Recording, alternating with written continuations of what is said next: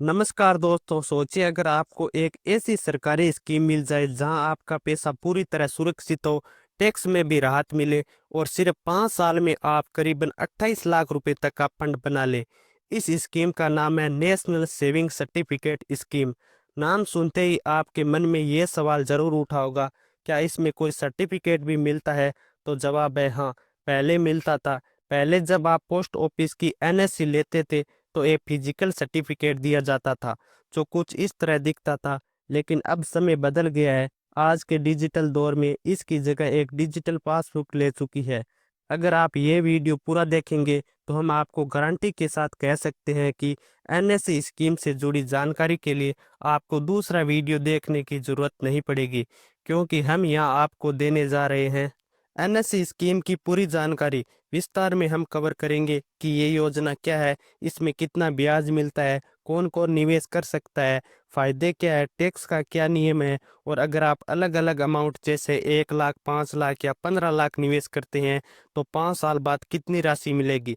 सबसे पहले ये समझ लेते हैं कि एनएससी स्कीम होती क्या है। ये एक सरकारी इन्वेस्टमेंट प्लान है जिसे भारत सरकार ने आम जनता के लिए शुरू किया है, ताकि लोग अपनी बचत को सुरक्षित तरीके से बढ़ा सके। इसे पोस्ट ऑफिस के जरिए खरीदा जा सकता है और ये एक फिक्स इनकम स्कीम है जिसमें आपको गारंटेड ब्याज मिलता है। सबसे बड़ी बात यह है कि ये पूरी तरह से सुरक्षित है, क्योंकि इसमें आपके पैसे की गारंटी सरकार खुद लेती है। अब बात आती है रेट ऑफ इंटरेस्ट की। इस स्कीम में ब्याज दर फिक्स होती है जिसे हर 3 महीने में सरकार अपडेट करती है। फिलहाल 2025 में एनएससी पर 7.7% का सालाना कंपाउंडिंग ब्याज मिल रहा है। इसका मतलब है कि हर साल आपके निवेश पर ब्याज जुड़ता है और वह ब्याज भी अगले साल के लिए निवेश बन जाता है। आगे हम आपको बताएंगे कि किस राशि पर कितना रिटर्न मिलेगा। अब एक जरूरी सवाल, क्या इस स्कीम से बीच में पैसे निकाले जा सकते हैं? जवाब है नहीं। एनएससी एक लॉक इन स्कीम है जिसमें 5 साल से पहले पैसे नहीं निकाला जा सकता। हालांकि कुछ खास परिस्थितियों में, जैसे निवेशक की मृत्यु या कोर्ट का आदेश होने पर, पैसे निकाले जा सकते हैं। इसलिए इस स्कीम में तभी पैसा लगाएं जब 5 साल तक उस राशि की जरूरत न पड़े। इस स्कीम में आप न्यूनतम 1,000 से निवेश शुरू कर सकते हैं और उसके बाद 100 से गुना करके जितना चाहे उतना निवेश शुरू कर सकते हैं। अधिकतम निवेश की कोई सीमा नहीं है, यानी आप 10 लाख, 20 लाख या 50 लाख तक इन्वेस्ट कर सकते हैं। अब जानते हैं कि कौन कौन इस योजना में निवेश कर सकता है। कोई भी भारतीय नागरिक इसमें पैसा लगा सकता है। अगर आप बच्चों के नाम पर निवेश करना चाहते हैं तो उनके लिए भी आप अकाउंट खुलवा सकते हैं, लेकिन देख रेख अभिभावक द्वारा की जाती है। 18 साल की उम्र के बाद अकाउंट बच्चे के नाम पर ट्रांसफर किया जा सकता है।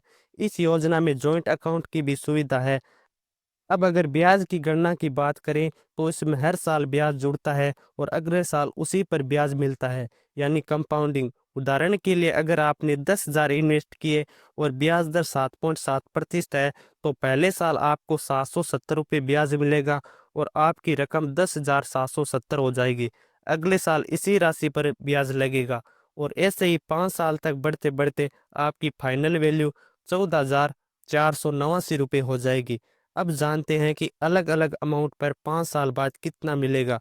तो अगर आप 1 लाख इन्वेस्ट करते हैं तो इस स्कीम में 5 सालों में कुल ब्याज मिलेगा 44,903 रुपये और फाइनल वैल्यू हो जाएगी 1,44,903 रुपये।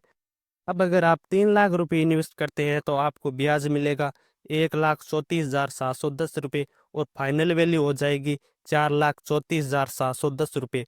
अब अगर आप 5 लाख रुपए इन्वेस्ट करते हैं तो आपको ब्याज मिलेगा 2,24,517 रुपये और कुल फंड हो जाएगा 7,24,517 रुपये। अब अगर आप 10 लाख रुपए इन्वेस्ट करते हैं तो आपको ब्याज मिलेगा 4,49,034 रुपये और फाइनल वैल्यू हो जाएगी 14,49,034 रुपये।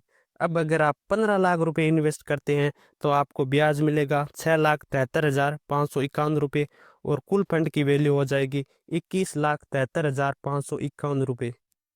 अब अगर आप 20 लाख रुपए इन्वेस्ट करते हैं तो आपको ब्याज मिलेगा 8,98,068 रुपये और फाइनल वैल्यू हो जाएगी 28,98,068 रुपये। अब सवाल उठता है, क्या इन ब्याज की रकम पर टैक्स देना पड़ता है? तो इसका जवाब है हाँ और नहीं।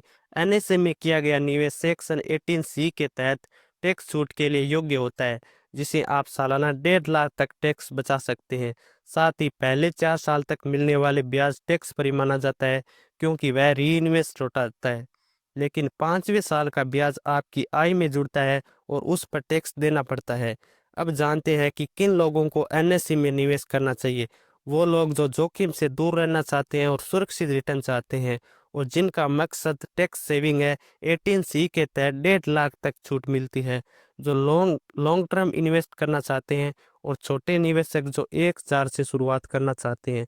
अगर वीडियो पसंद आया हो तो इसे लाइक करें, शेयर करें और हमारे चैनल को सब्सक्राइब करना ना भूलें।